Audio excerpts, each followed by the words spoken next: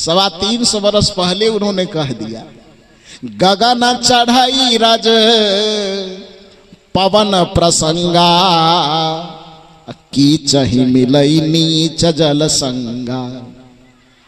गोस्वामी जी कहते हैं कि धूल की कोई औकात नहीं होती। रज माने धूल होता है।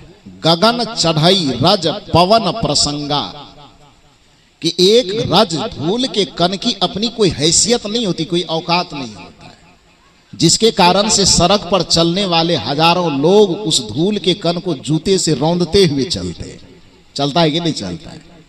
लेकिन जिस धूल के कण को हजारों आदमी अपने जूते चप्पल के नीचे रौंद डालते हैं, उस धूल के कण को गोस्वामी जी की भाषा में पवन प्रसंगा, यदि पवन का प्रसंग मिल जाए, पवन की संगति मिल जाए, तो उस पवन की संगति के परिणाम में जो रौंदने वाला आदमी है, जूते के नीचे उस धूल को रौंद रहा है, पवन का प्रसंग मिल जाए उस धूल को, तो वह जूता रौंदने वाले के कपार से 50 फीट ऊपर जाकर के नाचना शुरू कर देता है। नाचता है कि नहीं? वो जूता से रौंदने वाले को पता भी नहीं चलता है कि धूल हमारी कपार पर कब पहुंच गया है। भाषा भी अपनी, भाव भी अपना, पारिवारिक रिश्ता, खैर जो भी हो, गोस्वामी तुलसीदास जी कहते हैं कि गगन चढ़ई रज पवन प्रसंग। हालांकि उसका आध्यात्मिक अर्थ है, लेकिन शब्द का अपना कोई खरीदा हुआ अर्थ नहीं होता उसका। चाहे आप व्यवहारिक अर्थ कीजिए, परमार्थिक अर्थ कीजिए, वो अपना अपना भाव है। तो व्यवहारिक अर्थ में यदि गोस्वामी जी के इस प्रसंग का आप उदाहरण लें ज्ञान के रूप में, तो इसका ये अर्थ निकलेगा।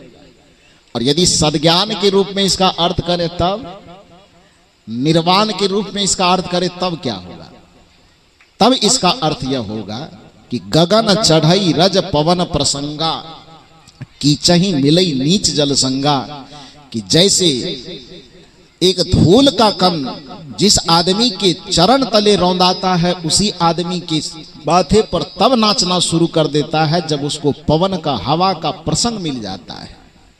उसी प्रकार से अनादि काल से जो ये जीव, अनादि काल से यह आत्मा जो माया के पैरों तले निरंतर रौंदता चला जाता है, जो इस दुख के पैरों तले निरंतर रौंदा जा रहा है, जो यह आत्मा, ये मन, ये जीव अनादि काल से समस्याओं के पैर के नीचे रौंदा जा रहा है, तकलीफों और पीड़ाओं के पैर के नीचे रौंदा जा रहा है। गोस्वामी जी कहते हैं कि यदि इसको सत्संग रूपी हवा का सहयोग मिल जाए, तो दुखों के जूतों को फाड़ते हुए, समस्याओं के जूतों को फाड़ते हुए यह सुख और शांति के आसमान में उड़ना शुरू कर देता है और जीवन दुखों से सदा सदा के लिए मुक्त हो जाता है।